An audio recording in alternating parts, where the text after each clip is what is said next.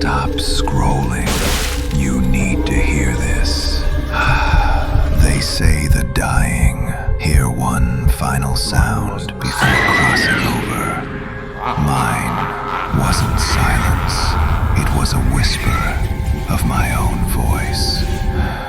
I was recording a sleep diary, trying to track my nightmares.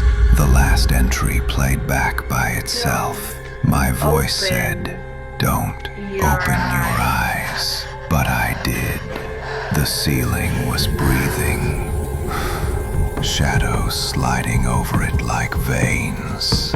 Then I heard it again, closer, my voice right beside my ear.